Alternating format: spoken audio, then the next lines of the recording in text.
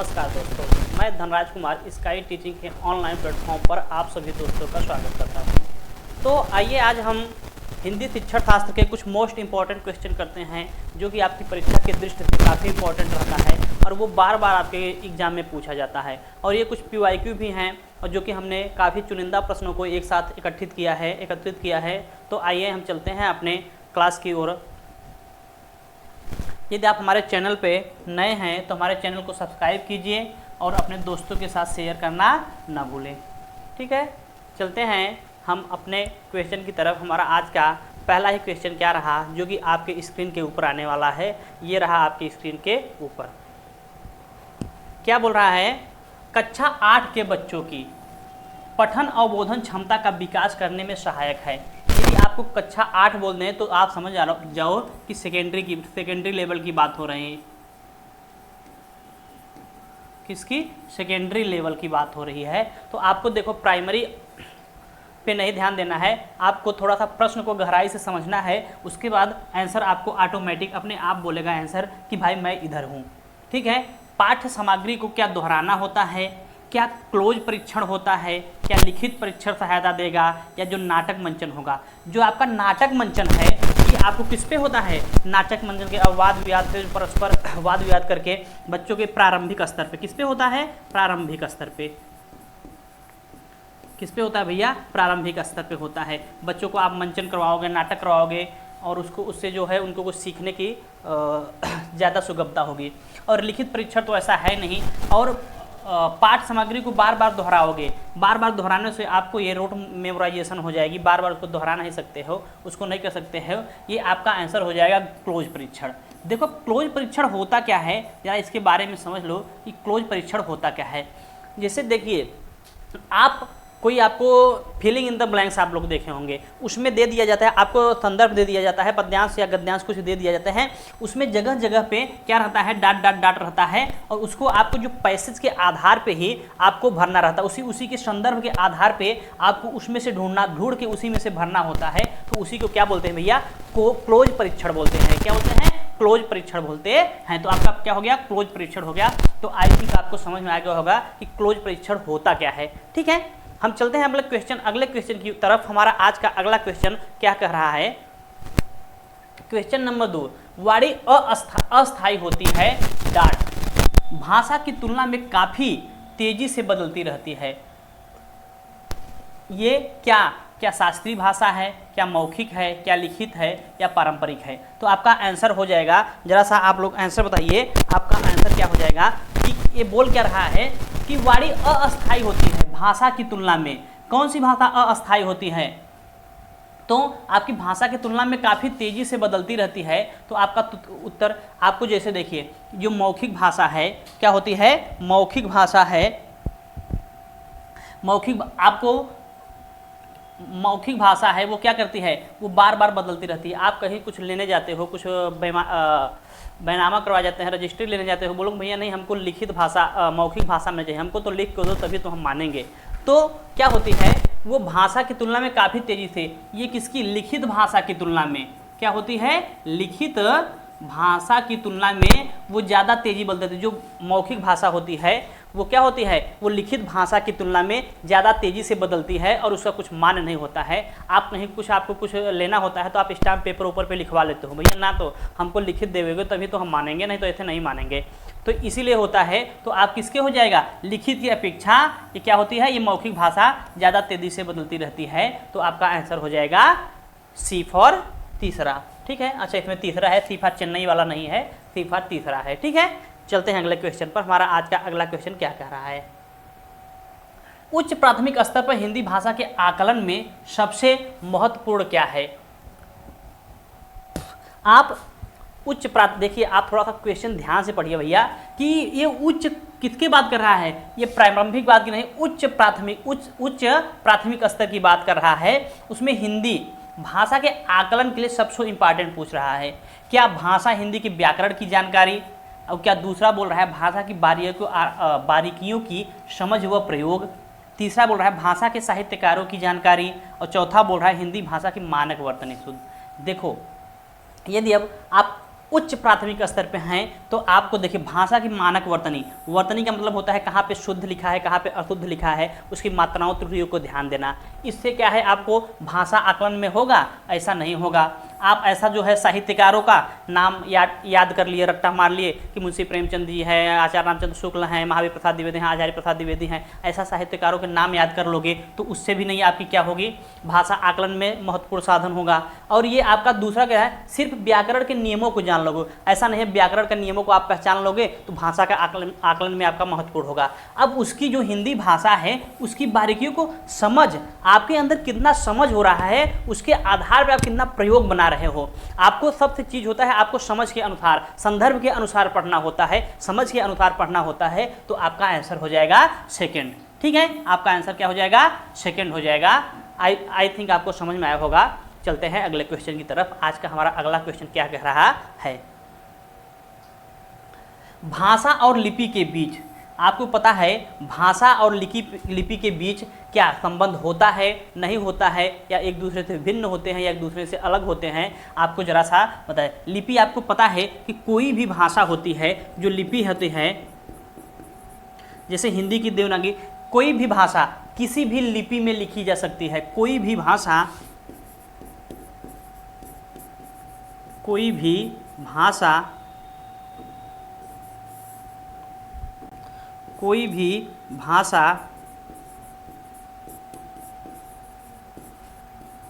किसी भी लिपि में लिखी जा सकती है, किसी भी लिपि में लिखी जा सकती है, लिपि में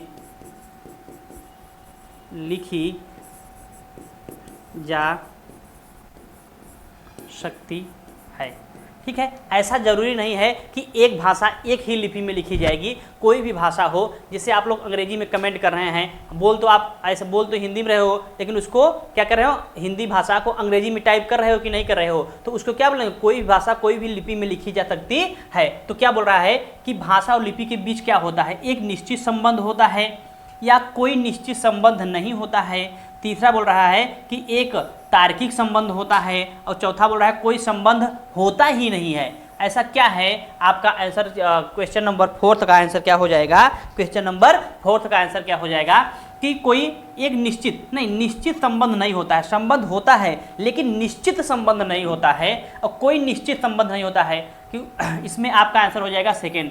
संबंध होता है लेकिन कोई जरूरी नहीं है कि संबंध बिल्कुल वैसे ही हो, क्योंकि किसी भी लिपि कोई भी भाषा किसी भी लिपि में लिखी जा सकती है, इसलिए। ठीक है, तार्किक संबंध से कोई बात ही नहीं है, कोई संबंध होता ही नहीं है। होता नहीं है ये तो बात ठीक था, लेकिन होता ही नहीं है, जो ही नहीं है तो इसी से आपका ये ऑप्शन एलिमिनेट हो जाएगा, तो आपका आंसर हो जाएगा सेकेंड वाला। ठीक है, कोई निश्चित संबंध नहीं होता है, लेकिन संबंध होता है लेकिन निश्चित संबंध नहीं होता है। ठीक है, तो आपका आंसर हो जाएगा सेकेंड वाला। चलते हैं अगले क्वेश्चन पर। आज का हमारा अगला क्वेश्चन क्या कह रहा है, क्वेश्चन नंबर 5, पठन सामग्री को सरसरी दृष्टि से पढ़ने का अर्थ क्या होता है।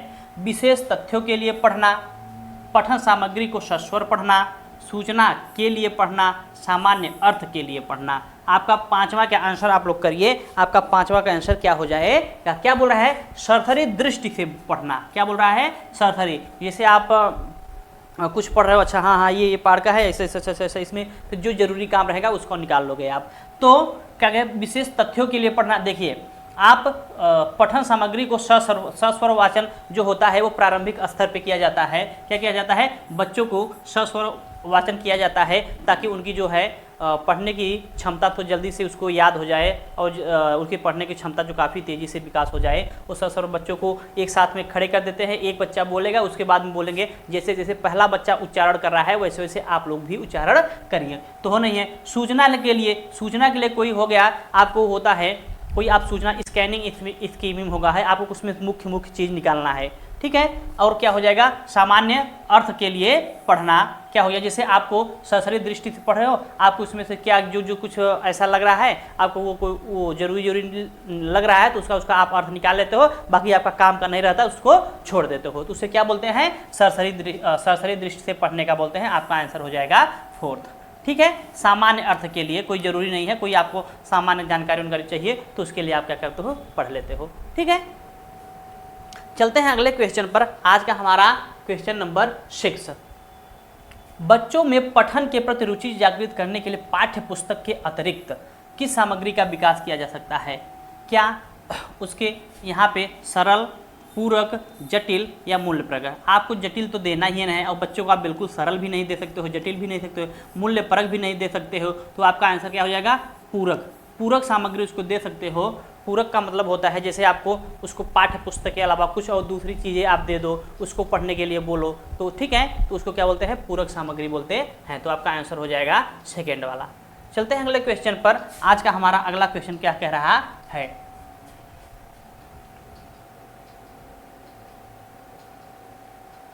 हाँ, क्वेश्चन नंबर 7, पाठ से तीनों प्रकार की संज्ञाओं का उदाहरण खोजकर लिखिए। अभ्यास प्रश्न किसका है? आपका 3 प्रकार की संज्ञाओं को उदाहरण खोजना है। क्या करना है? संदर्भ में व्याकरण पढ़ाया जा रहा है, या व्याकरणिक जटिलता पढ़ाई जा रही है, व्याकरण पर अत्यधिक बल दिया जा रहा है, या व्याकरण कंठस्थ तो करना, तो ऐसे ही कंठस्थ करने के लिए तो आपको ऐसे पहले ही ऑप्शन इलिमिनेट कर देना है। क्या कर देना है? इलिमिनेट कर देना है। तो कंठस्थ करना आपका ऐसे ही नहीं होगा। क्वेश्चन नंबर 7वां आपका क्या कह रहा है कि व्याकरणिक जटिलता तो ऐसा होता ही नहीं है। व्याकरण पर अत्यधिक बल, ऐसा कोई जरूरी नहीं है कि आप सिर्फ उसमें अगर संज्ञा पूछने की बच्चों को बोल दीजिए, उसमें संज्ञा कितनी प्रकार होती है? 3 प्रकार की होती है। उसको आप क्या करो, उसका खोज करके उसके अभ्यास पर वो उदाहरण लिख दो कौन कौन की संज्ञा होती है। तो वो अत्यधिक उस पर बल नहीं दे रहा है, वो क्या कर रहा है? वो संदर्भ में व्याकरण को पढ़ा रहा है। क्या कर रहा है? संदर्भ में व्याकरण को पढ़ा रहा है। तो आपका क्या हो जाएगा? आंसर नंबर पहला ही हो जाएगा। ठीक है, आपको व्याकरण को कंठस्थ तो करवा नहीं सकता, आपको इसे इलिमिनेट कर देना है। व्याकरण पर अत्यधिक तो बल दिया नहीं जा रहा है। व्याकरण की जटिलता ऐसा कोई बात ही नहीं कर रहा है, जटिलता और सरलता के बारे में पूछ ही नहीं रहा है। तो आपको आंसर थोड़ा सा ध्यान से पढ़ना है। आपको आंसर ऑटोमेटिक बोलेगा कि आंसर मैं इधर हूँ, मैं इधर हूँ।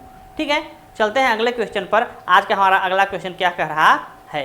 क्वेश्चन नंबर रहा 8, भाषा शिक्षण के संदर्भ में सतत एवं व्यापक आकलन के लिए सर्वाधिक महत्वपूर्ण बिंदु है। अब देखिए भैया, आ गया सतत एवं व्यापक मूल्यांकन। क्या आ गया? सतत एवं व्यापक मूल्यांकन। क्या आ गया? देखिए, सतत और व्यापक मूल्यांकन होता क्या है? जब से बच्चे को लगातार उसका मूल्यांकन करना चाहिए और उसकी कमियों को निकालते रहना चाहिए कि उसके अंदर क्या कमी है, ये कमी आ रही है तो कहाँ आ रही है। ऐसा नहीं कि आप परीक्षा साल में एक बार परीक्षा लिए और वो बेचारा तो एक बार परीक्षा लोगे तो जो बच्चे होते हैं वैसे ही परीक्षा से डर जाते हैं, तो आप उसको साल में एक बार परीक्षा लोगे तो वो वैसे ही घबराया रहता है, उसको बाद में कुछ भी नहीं लिख पाता है। ठीक है, तो क्या बोल रहे हैं? बच्चों की भाषा प्रयोग का निरंतर अवलोकन करना चाहिए। वो उसको निरंतर, लगातार, सतत एवं व्यापक। सतत का अर्थ ही होता है लगातार, व्यापक मतलब उसे समग्र पक्षों का मूल्यांकन होना चाहिए। और बच्चों के भाषा प्रयोग की कक्षाई अवलोकन, कि कक्षाई वो सिर्फ कक्षा में भाषा का क्या क्या प्रयोग कर रहा है, सिर्फ उसका अवलोकन, निरीक्षण करना है। और तीसरा कह रहा है बच्चों को पढ़ने लिखने की कुशलता का अवलोकन, कि वो पढ़ने लिखने में कितना अच्छा है, कितना खराब है, उसका आप अवलोकन कर रहे हो। और बच्चों के उच्चारण त्रुटियों पर अत्यधिक बल देना, कि उच्चारण करने में क्या क्या त्रुटियां, क्या क्या कमियां कर रहा है, उस पर आप अत्यधिक बल दे रहे हो। नहीं, आप बच्चा उच्चारण करने में ये गलती कर रहा है, इसकी जगह ये पढ़ रहा है वो। तो आपका एलिमिनेशन में ऐसा क्या हो रहा है? बच्चों के संदर्भ, सतत और व्यापक का मतलब होता है बच्चे का निरंतर अवलोकन होते रहना चाहिए। बच्चे का क्या होना चाहिए? निरंतर अवलोकन होते रहना चाहिए। तो आपका आंसर हो जाएगा, पहला ही आंसर सही हो जाएगा। तो बच्चे की भाषाएं सिर्फ भाषा का अवलोकन नहीं करना है, और सिर्फ उसके पढ़ने लिखने में कितना कुशल है उसका नहीं करना है। और तीसरा उसके उच्चारण की त्रुटियों पर, कि उसके उच्चारण में कितनी त्रुटियां आ रही हैं, उस पर ऐसा होना चाहिए नहीं। ठीक है, तो आपका आंसर हो जाएगा पहला। चलते हैं क्वेश्चन नंबर नेक्स्ट पे। आपका क्वेश्चन नंबर 9 क्या कर रहा है? शिक्षण अधिगम प्रक्रिया के दौरान विद्यार्थियों की प्रगति की जो मॉनिटरिंग होती है तथा सुधार के लिए किए गए आकलन है। क्या शिक्षार्थियों का आकलन हो रहा है, शिक्षार्थियों के लिए आकलन है, या अधिगम का आकलन है, या अधिगम के रूप में आकलन है? देखिए, अधिगम का आकलन होता है जो समेटिव असेसमेंट होता है, जो योगात्मक परीक्षण होता है। क्या होता है? योगात्मक परीक्षण होता है, जिसे आप अंग्रेजी में समेटिव कहते हैं। ठीक है। तो अधिगम के रूप में आकलन नहीं है, शिक्षार्थियों का आकलन है। आपको ये दोनों तो ऐसे ही एलिमिनेट कर देना है, ठीक है। अधिगम के रूप में आकलन नहीं करना है। आप लोग आज अब फंस रहे हो इसमें। देखते हैं आप लोग बता क्या रहे हो, जरा सा देखते हैं आप लोग इसमें आंसर क्या दे रहे हो।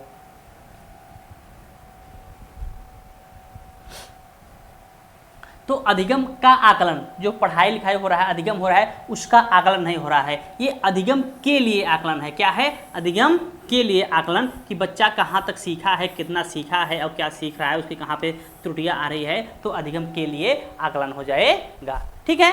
चलते हैं अगले क्वेश्चन पे। हमारा आज का अगला नेक्स्ट क्वेश्चन क्या कह रहा है? क्वेश्चन नंबर 10 रहा कि एक शिक्षिका प्रतिदिन निम्नलिखित गतिविधि आयोजन करती है। क्या है? कोई शिक्षिका है वो जो प्रत्येक दिन कोई ना कोई गतिविधि क्या करते हैं? आयोजन करती है। करती क्या है? अब जरा सा देखिए।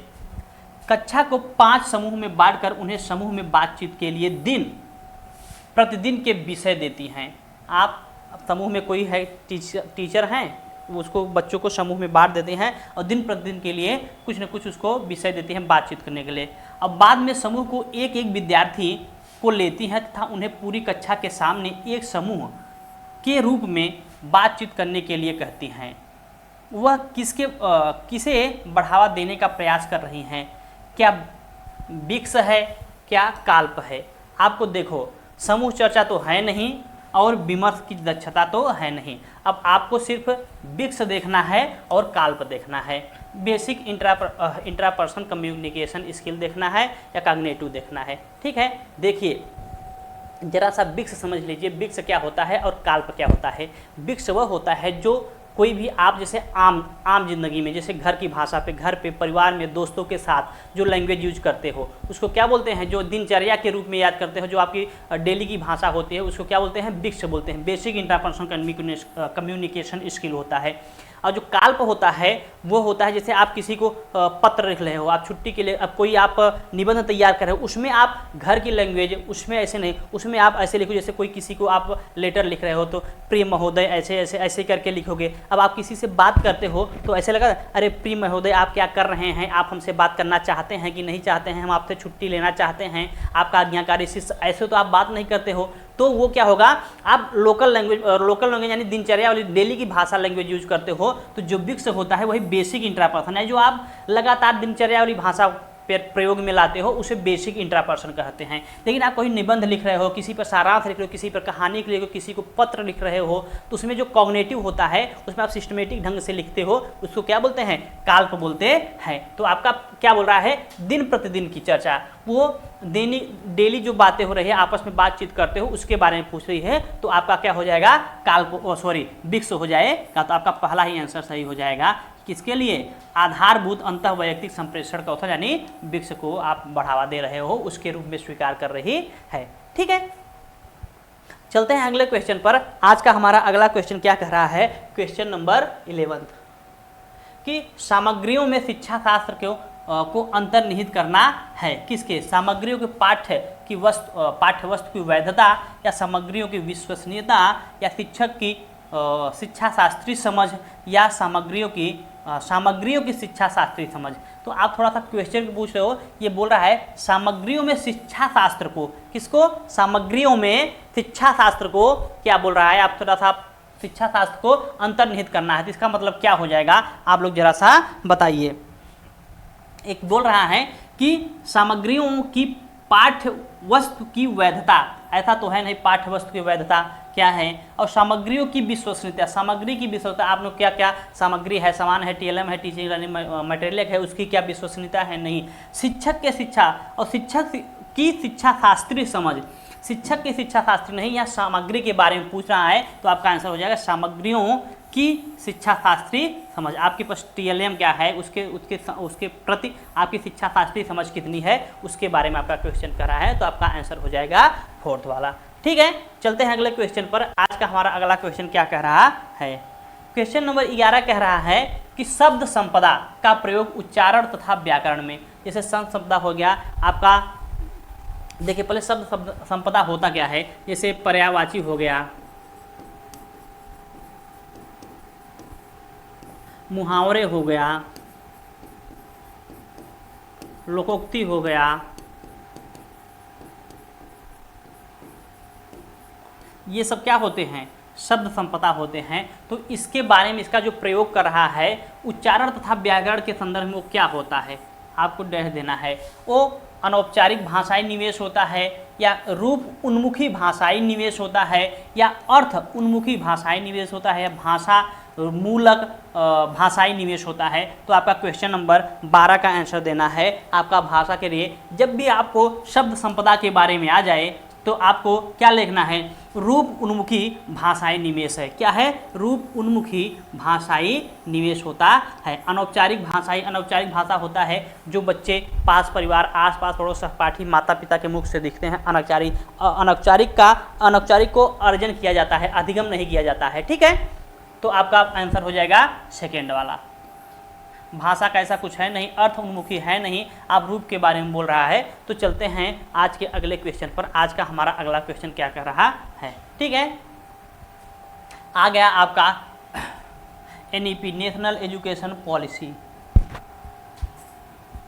राष्ट्रीय शिक्षा नीति 2020 इस बात का समर्थन करती है कि, किस बात का समर्थन कर रही है कि मातृभाषा सभी भाषाओं और विषय वस्तु सीखने के लिए अनिवार्य है।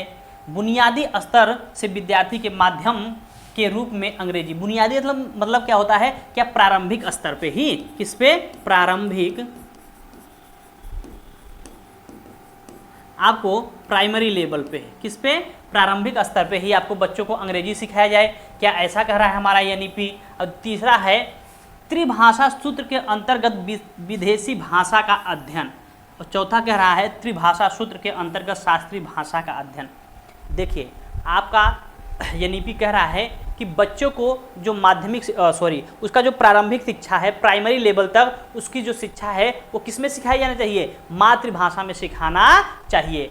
और दूसरा क्या बढ़ा है, बुनियादी स्तर पे ये तो अंग्रेजी भाषा का रूप नहीं बोल रहा है। और त्रिभाषा सूत्र के अंदर विदेशी भाषा आपका सेकेंडरी लेवल पे हो जाएगा, और वो भी विकल्प के रूप में होगा। किसके रूप में, विकल्प के रूप में होगा। किसके रूप में होगा, विकल्प के रूप में होगा।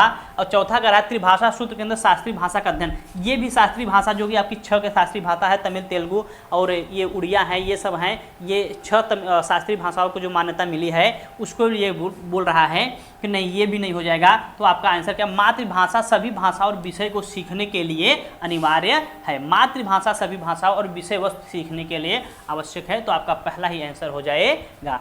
ठीक है, चलते हैं अगले क्वेश्चन पर। आज का हमारा अगला क्वेश्चन क्या कह रहा है, क्वेश्चन नंबर 14 फिर आ गया एनईपी के बारे में है। एनईपी 2020 किसके रूप में विदेशी भाषा के अध्ययन का समर्थन करती है। ठीक है, सेकेंडरी स्तर पर अतिरिक्त विकल्प के रूप में, या त्रिभाषा सूत्र के अंतर्गत एक विकल्प, या विद्यालयी शिक्षा के लिए तैयारी चरण से भाषा। और आपका चौथा कुल है विद्यालयों तथा शिक्षार्थियों की पसंद। भैया हमारी पसंद है विद्यालयों की और शिक्षार्थियों की, हमारा पसंद है तो हम चलाएंगे, हमारा स्कूल है, हमारा विद्यार्थी हमें, हमारा मन करेगा, हमारा पसंद करेगा तो लेंगे। क्या ऐसा बात कर रहा है एनईपी हमारा। तो चलते हैं देखते हैं हमारा अगला आंसर क्या हो जाएगा, क्वेश्चन नंबर 14। क्वेश्चन नंबर 14 का आंसर क्या हो जाएगा, क्या बोला, त्रिभाषा सूत्र के अंतर्गत एक विकल्प नहीं है, त्रिभाषा सूत्र के अंतर्गत नहीं है। अब विद्यालय शिक्षा के तैयारी के चरण से भाषा, ऐसा कुछ बात ही नहीं है। अब विद्यालय और तथा विद्यार्थियों की पसंद, ऐसा भी कुछ नहीं है। क्या बोला, सेकेंडरी स्तर पर अतिरिक्त, वो भी एक विकल्प के रूप में, एक बच्चा लेना चाहता है तो ले सकता है, नहीं लेना चाहता है तो नहीं ले सकता है, उसकी मर्जी होती है। ठीक है, चलते हैं अगले क्वेश्चन पर। आज का हमारा अगला क्वेश्चन क्या कह रहा है, क्वेश्चन नंबर 15 रहा। निम्नलिखित में से कौन सी बॉटम अप श्रवण गतिविधियां हैं और कौन सी टॉप डाउन श्रवण गतिविधियां हैं। सारांशीकरण, आपका कथन दिया है, सारांशीकरण समूचे संदेश को सुनना और पहले से अर्जित ज्ञान का उपयोग करना। श्रुतलेख, क्लोज श्रवण, बहुविकल्पी प्रश्नों का उपयोग और चर्चाएं। तो आपका क्या हो जाएगा, क्वेश्चन नंबर 15 का आंसर क्या हो जाएगा, क्या बोल रहा है, पहले सारांश दे रहा है, उसके बाद क्या को बोल रहा है, उसको क्या बोल रहा है, सारांशीकरण, समूचे संदेश को सुनना, उसके बाद उसके ज्ञान का उपयोग करना। यदि पहले सारांश दे रहा है, पहले कोई टॉपिक दे रहा है, तो वो क्या हो जाएगा, क्या हो जाएगा आपका टॉप टू डाउन गतिविधि हो जाएगा। क्या हो जाएगा, टॉप से डाउन, टॉप टू क्या हो जाएगा, डाउन, डाउन हो जाएगा। और क्या बोल रहा है, या श्रुतलेख सुन उनकर क्या कर रहा था, तो बॉटम अप यानी नीचे से ऊपर जाने की बात कर रहा है। तो आपका आंसर हो जाएगा सी। पहले टॉप से डाउन आ रहा है, फिर बॉटम से अप हो रहा है, तो आपका आंसर हो जाएगा सी फॉर कैलिफोर्निया। ठीक है, चलते हैं अगले क्वेश्चन की तरफ। आज का हमारा अगला क्वेश्चन क्या कह रहा है, क्वेश्चन नंबर 16 रहा आपके स्क्रीन के ऊपर। भाषा की पाठ्यचर्या का उद्देश्य है। अब देखिए आपको पाठ्यचर्या, पाठ्यचर्या मतलब दो शब्दों से मिलकर बना है, एक पाठ्य और एक चर्या। किससे शब्दों से मिलकर बना है, पाठ्य और चर्या शब्दों से मिलकर बना है। तो ये क्या बोल रहा है, विभिन्न प्रयुक्तियों पर अधिकार का विकास करना, इसका क्या अर्थ है। आपको जरा सा एक बार क्वेश्चन को पढ़िए। शिक्षार्थी विभिन्न विषयों की विषय वस्तु के अनुरूप भाषा को समझे और उसका प्रयोग करते हैं। दूसरा ऑप्शन क्या कह रहा है, शिक्षार्थी विज्ञान तथा सामाजिक विज्ञान की विषय वस्तु समझते हैं, विज्ञान और समाज विज्ञान की वस्तु समझते हैं। और शिक्षार्थी रोजमर्रा से संप्रेषणात्मक उद्देश्यों तथा कार्यों के लिए भाषा का प्रयोग करते हैं। क्वेश्चन नंबर ऑप्शन नंबर 4 कह रहा है, विभिन्न भाषाओं में भाषा की प्रयुक्तियाँ सीखते हैं। जितनी भी भाषा है उसमें जो भाषा में क्या क्या प्रयोग किया गया है उसको सीखते हैं। आपका क्वेश्चन नंबर 16 क्या कह रहा है कि क्या बोल रहा है कि शिक्षार्थियों विभिन्न विषयों की विषय वस्तु के अनुरूप भाषा को समझते हैं और उसका प्रयोग करते हैं। भाषा को समझेंगे और उसका प्रयोग करते हैं उसके अनुरूप। ठीक है, तो आपका आंसर हो जाएगा पहला ही। ठीक है, सिर्फ ऐसा नहीं है सामाजिक विज्ञान और विज्ञान को सीखेंगे और रोजमर्रा की, ऐसा भी इसमें भी नहीं है। और विभिन्न भाषाओं की प्रयुक्तियाँ सीखते हैं, ऐसा नहीं है जितनी भी भाषाएँ रहती हैं अलग अलग सबकी प्रयोग करने की विधियाँ सीखते हैं। ठीक है, चलते हैं अगले क्वेश्चन की तरफ। आज का हमारा अगला क्वेश्चन क्या कर रहा है, क्वेश्चन नंबर 17। निम्नलिखित में से किसकी शिक्षार्थियों में पठन के विकास के लक्ष्य के रूप में वकालत नहीं की गई है। भैया देखो, नहीं क्या है, आपको जैसे नहीं देखना है ऐसे राउंड कर देना है और बगल में काट देना है कि आपको गलत देखना है। आपको क्या ढूंढना है, गलत देखना है। विषय सामग्री को पढ़ते समय अनुमान लगाना, कोई आप विषय सामग्री पढ़ो उसमें आप एक्स्ट्रापोलेशन अनुमान लगा सकते हो, अनुमान लगाना को एक्स्ट्रापोलेशन कहते हैं।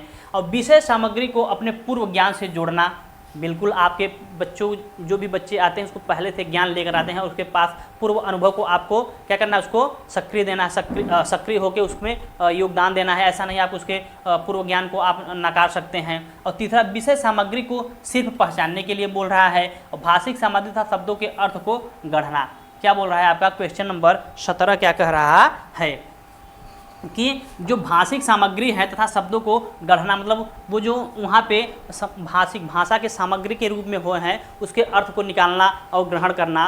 गढ़ना मतलब ग्रहण करना और कुछ नया शब्द बनाना। तो आपको क्या बोल रहा है, विषय सामग्री को सिर्फ पहचानना, कि विषय सामग्री में जितना है बस उसी को पहचानना। तो आपका नहीं पूछा है तो नहीं का भाई नहीं हो जाएगा, सिर्फ और केवल ओनली जहाँ पे आ जाता है वैसे ही नकारात्मक हो जाता है। तो आपका आंसर हो जाएगा सी फॉर कनाडा। ठीक है, चलते हैं अगले क्वेश्चन की ओर। हमारा आज का अगला क्वेश्चन क्या कह रहा है, क्वेश्चन नंबर 18 रहा आपके स्क्रीन के ऊपर। एक शिक्षार्थी नए व्याकरणिक रूपों को सीखते समय पहले सीखे हुए व्याकरणिक नियमों के आधार बनाता है। इन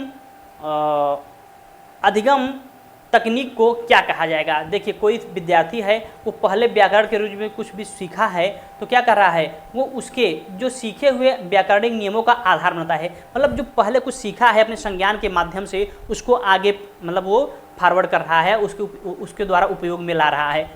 तो ये क्या हो जाएगा,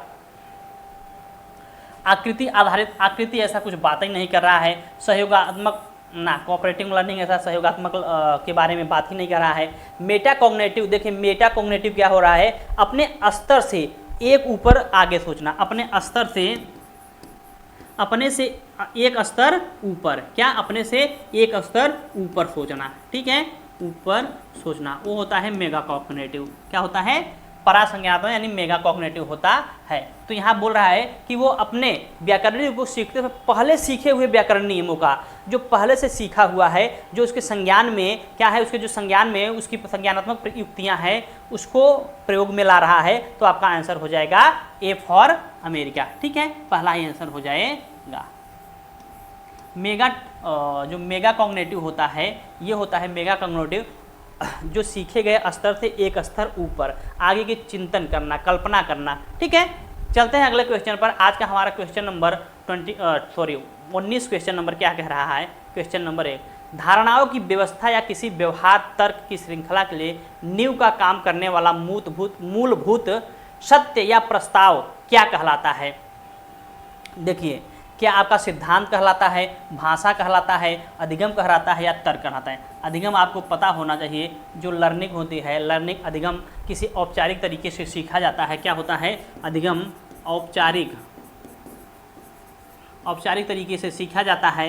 और तर्क, रीजनिंग की यहाँ बात तर्क की बात कर ही नहीं रहा है और लैंग्वेज की बात हो नहीं रही है। ये क्या बोल रहा है कि सिद्धांत की बात। जैसे देखिए, आपका ये सिद्धांत है, यदि कोई वस्तु ऊपर से गिर रही है, जैसे मान लो ये रिमोट है हमारा, गिरेगी तो ये नीचे क्यों ही जाएगी, नीचे ही क्यों जाएगी, ऊपर क्यों नहीं जाएगी। तो ये जो न्यूटन ने नियम दिया है तो वो सिद्धांत के रूप में है कि नहीं है। तो वही बोल रहा है कि जो धारणाओं की व्यवस्था या किसी व्यवहार की तर्क श्रृंखला के लिए नींव का काम करने वाला मूलभूत होता है, जो नींव पहले से पड़ी हुई है, उसका सत्य प्रस्ताव या क्या कहलाता है, वो क्या कहलाता है, सिद्धांत कहलाता है। तो आपका आंसर हो जाएगा सी। ठीक है, अधिगम लर्निंग के बारे में बोल नहीं रहा है, तर्क के बारे में बोल ही नहीं रहा है, आपका ये लैंग्वेज के बारे में भी नहीं बोल रहा है। तो आपका क्वेश्चन हो जाएगा अगला। चलते हैं अगले क्वेश्चन की तरफ। आज का हमारा अगला क्वेश्चन क्या कह रहा है। क्वेश्चन नंबर, शिक्षण विधि हमें क्या स्पष्ट करती है कि कैसे पढ़ाना है, क्या पढ़ना है, किसे पढ़ाना है, कहाँ पढ़ाना है। ये क्या पढ़ा है, जो हमारी शिक्षण विधि होती है, क्या होती है, शिक्षण विधि होती है।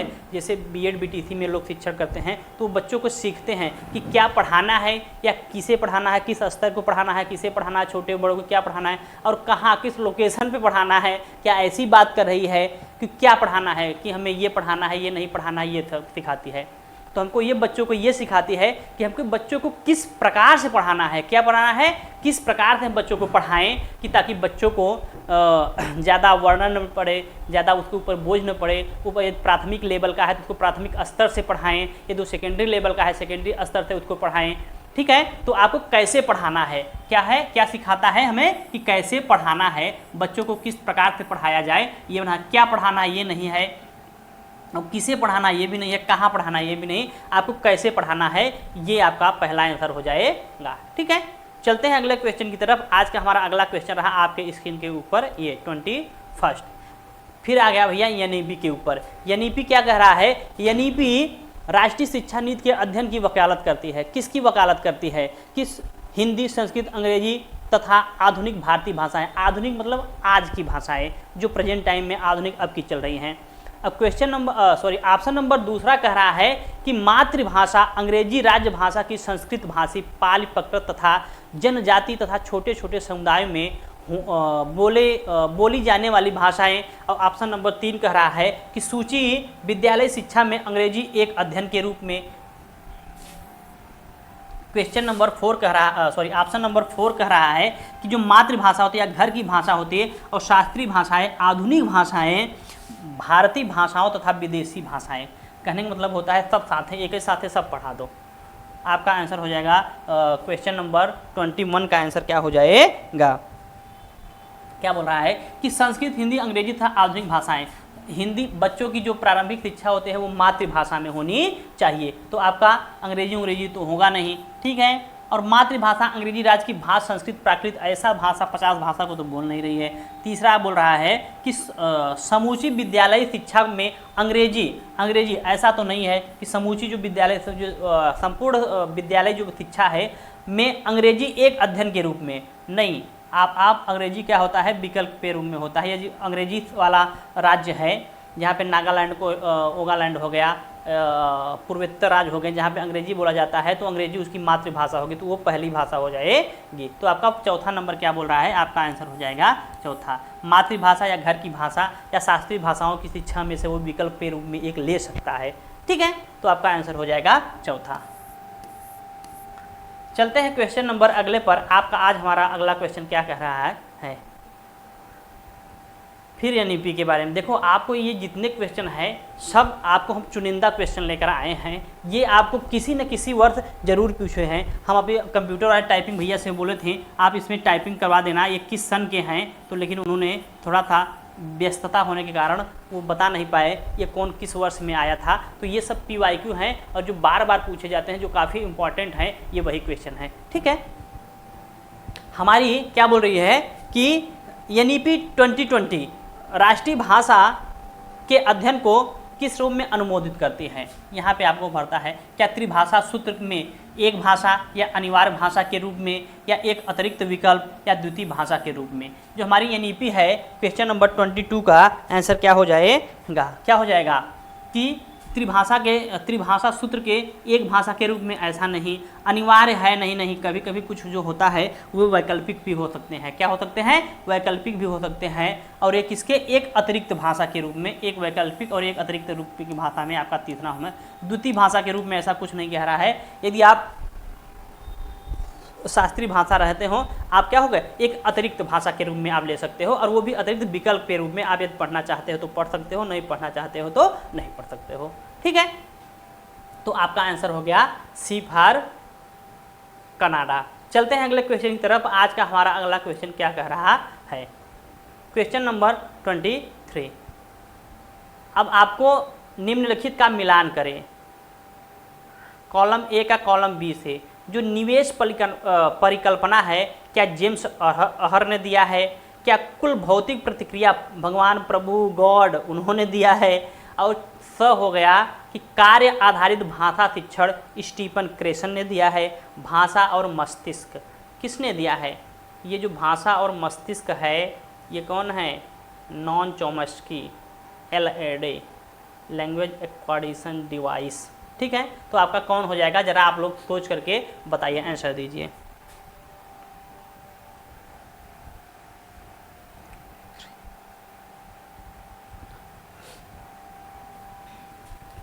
देखिए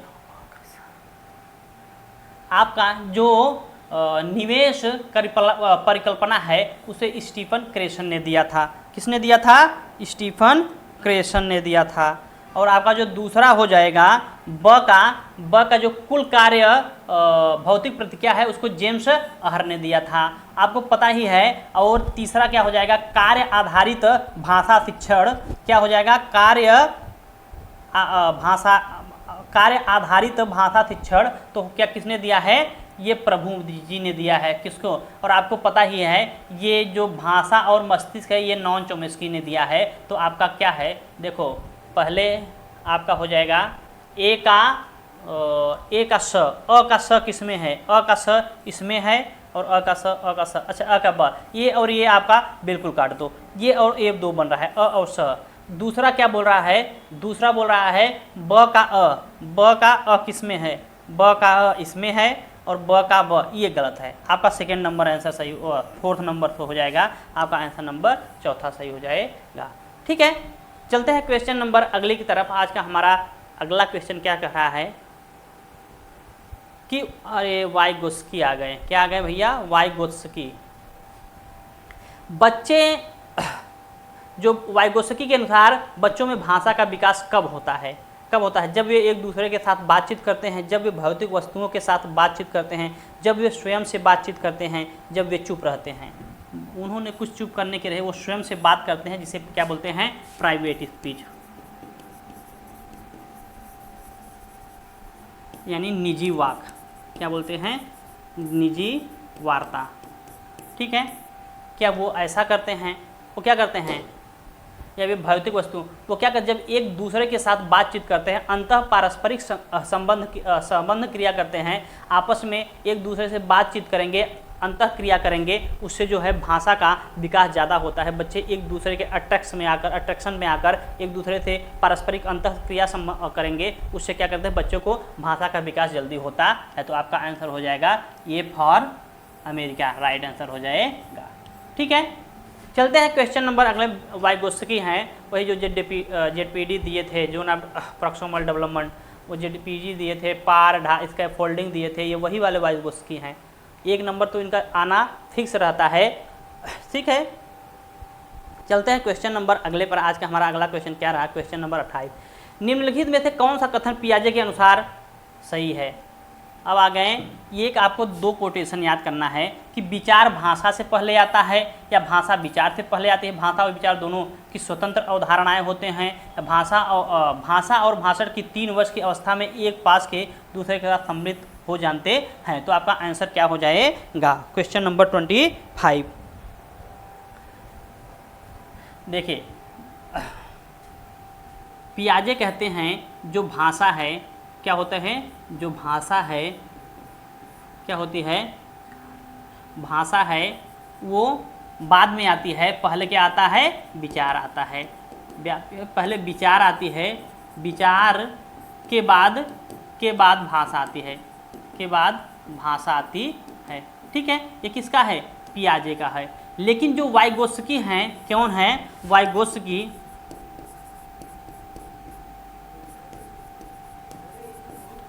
बोलते हैं क्या होती है, पहले भाषा आती है। क्या आती है, पहले भाषा आती है, उसके बाद क्या आता है, विचार आता है। भाषा के बाद विचार आता है।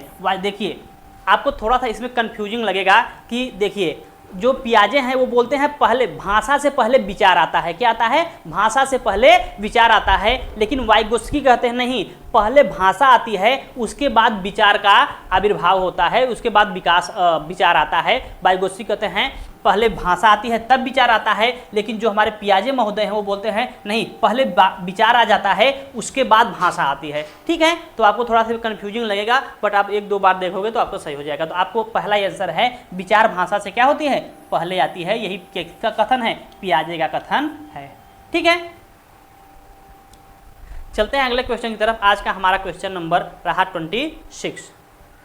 निम्नलिखित में से कौन सा कथन पियाजे के अनुसार सही है। यही अभी क्वेश्चन कराए ना जी, ये आई थिंक 2 बार पेस्ट हो गया है जी। अच्छा हाँ, क्वेश्चन नंबर 25 2 बार हो गया है। ठीक है, चलते हैं क्वेश्चन नंबर अगले पर। एक शिक्षक भाषा कार्य का व्यंजन, अब देखो भैया, देखो व्यंजन के बारे में पूछ रही है। अब थोड़ा सा सावधान हो जाओ, अगर जो खाने पीने वाले रहेंगे तो व्यंजन पकवाने समझेंगे। में कौन सा व्यंजन की सूची का क्या है, क्या कहें, व्यंजन की सूची क्या है। वह भोजन प्रबंध तकनीक के लिए एक प्रासंगिक सामग्री है, भाषा शिक्षण शास्त्र के लिए प्रामाणिक सामग्री है, या विद्यार्थियों को भोजन खाने के लिए ललचाएगी और भाषा की कक्षा में सामग्री के रूप में प्रयोग नहीं की जा सकती है। ये बोल क्या कह रहा है, व्यंजन। देखिए व्यंजन आपको पहले के भोजन के प्रबंध करने का, जो कि नहीं, ये व्यंजन वो वाला व्यंजन के बारे में बोलते हैं जो स्वर और व्यंजन होते हैं। क्या होते हैं, स्वर और व्यंजन बातें हैं, उसके बारे में पूछ रही है। तो ये आपको पहला आंसर क्या है, यह भोजन के प्रबंध में ऐसा कुछ भी नहीं है, भोजन के बारे में पूछ नहीं रही है। यह भाषा शिक्षण के लिए एक प्रामाणिक सामग्री है। ये जो क्या होती है, ये जो स्वर व्यंजन होते हैं ये क्या होते हैं, एक प्रामाणिक सामग्री है। विद्यार्थियों को भोजन खाने की ललचाएगी नहीं, खाने पीने की यहाँ बात हो नहीं रही है। देखिए जो खाने पीने वाला रहेगा उसको तुरंत ही खाने पीने वाली याद आएगी और पहले आंसर मार के चला आएगा। ठीक है, भाषा की कक्षा में रूप में प्रयोग नहीं, ऐसा कोई जरूरी नहीं, प्रयोग क्यों नहीं की जा सकती है, की जा सकती है। तो आपका आंसर हो जाएगा बी फॉर बॉम्बे। ठीक है, चलते हैं क्वेश्चन नंबर अगले पर। आज का हमारा अगला क्वेश्चन क्या कह रहा है, क्वेश्चन नंबर 27। एनईपी 2020 का मुख्य बात पर केंद्रित करती है, किसके पर ज्ञात करती है, पठन लेखन अंक ज्ञान पर, कि आपको तो पढ़ाना लिखाना तो अंक ज़्यादा से ज़्यादा देना है, और बुनियादी साक्षरता तथा अंक ज्ञान पर, और केवल आते ही देख लो गणितीय संकल्पनाओं पर किस पे दे रहे हैं। आपको जरा सा देखना है और आंसर बताओ। आपका गणितीय संकल्पनाओं पे आपका आंसर हो जाएगा क्वेश्चन नंबर 27 का। किस पे दे रही है कि क्या जो बुनियादी साक्षरता है किस पे, वो पठन लेखन अंक प्रदान करने के लिए दे ही नहीं रही है, जिसमें प्रतिस्पर्धा हो ऐसी बातें एनईपी हमारे करेगी ही नहीं। और केवल देखते ही काट दो, गणितीय संक्रियाओं पर थोड़ी देती है, वो बुनियादी साक्षरता तथा अंक पर ज्ञान, क्योंकि उसकी जो बुनियादी साक्षरता है, जो नीचे की लेवल है, प्रारंभिक लेवल है, उस पर बच्चों को कितनी ज़्यादा साक्षरता हो जाएगी, कितना ज़्यादा वो सीख पाया है। ठीक है, तो आपका आंसर हो जाएगा बी फॉर बॉम्बे। ठीक है, चलते हैं क्वेश्चन नंबर अगले पर। आज का हमारा क्वेश्चन नंबर अगला रहा आपके स्क्रीन के ऊपर। सिद्धांत उस प्रक्रिया को वर्णित करता है जिसके द्वारा पाठक किसी पठन सामग्री को समझने के लिए अपने परिवेश से जुड़े ज्ञान को उस पाठ्य सामग्री में दी गई सूचनाओं को जोड़ता है। कहने का मतलब है वो रियल लाइफ से कनेक्ट कर रहा है। किससे? रियल लाइफ से कनेक्ट कर रहा है। रियल लाइफ से कनेक्ट कर रहा है। तो आपका आंसर क्या हो गया? वो संकेत परिवर्तन कर रहा है, क्या अधिगम कर रहा है, क्या स्कीमा कर रहा है, क्या मानवी कह रहा है। तो आपका आंसर हो जाएगा 28 का। देखिए, कोई बालक है, उसके द्वारा पाठ किसी सामग्री को समझने के लिए अपने परिवेश से वो किसका प्रयोग कर रहा है? इसमें मानवी प्रयोग कर नहीं रहा है, संकेत की बात ऐसा कुछ हो, अधिगम लर्निंग की बातें, वो स्कीमा। क्या होता है स्कीमा? जरा सा स्कीमा समझिए क्या होता है।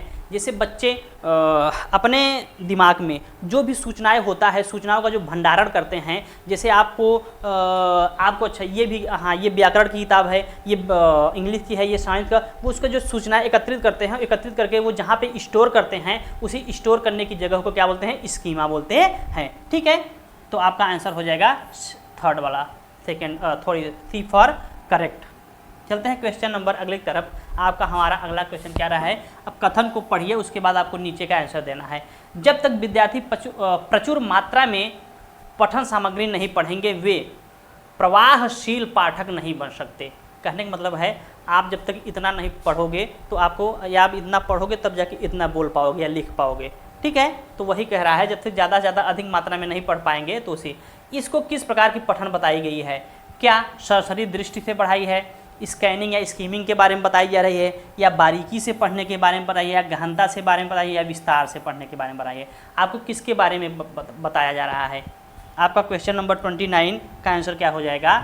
किसके बारे में बोल रहा है? आप विस्तार से पठन के बारे में, किसके बारे में बोल रहा है? विस्तार से पठन के बारे में बोल रहा है।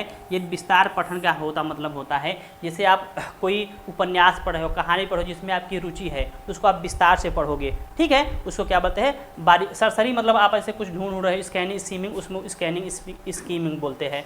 ठीक है, और बारीकी से, गहनता से मतलब आप एकदम गहराई में को डूब के पढ़ो, उसको क्या बोलते हैं? गहनता से पढ़ना बोलते हैं। चलते हैं अगले क्वेश्चन की तरफ। आज का हमारा अगला क्वेश्चन क्या कह रहा है?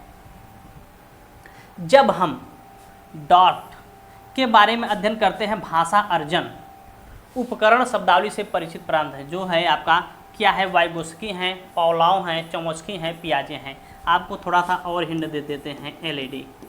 आपको अब तो थोड़ा सा समझ में आ जाएगा कि भाषा अर्जन का सिद्धांत किसने दिया है। तो इसमें ज़्यादा हम टाइम नहीं लेंगे। नहीं, वाइगोस्की ने क्या कहा है वो आपको पहले ही बताया। पॉलाव ऐसा तो कंडीशनिंग वाला बातें ही नहीं किए हैं जी। पियाजे विचार पहले आता है, भाषा बाद में आता है। वाइगोस्की तो है पहले भाषा आता है, बाद में विचार आता है। तो आपका एलईडी नॉन चोम्स्की हो जाएंगे, जो बहुत बड़े भाषाविद थे, भाषा वैज्ञानिक थे। ठीक है, तो चलते हैं क्वेश्चन नंबर अगले पर। आज का हमारा अगला क्वेश्चन क्या कर रहा है? Question number 31। अच्छा, तो बस आज के लिए इतना ही करते हैं। यदि आप हमारे चैनल पे नए हैं तो हमारे चैनल को सब्सक्राइब कीजिए, अपने दोस्तों के साथ शेयर न करना भूलें, और तब तक के लिए पढ़ते रहें, मुस्कुराते रहें। तब तक के लिए धन्यवाद।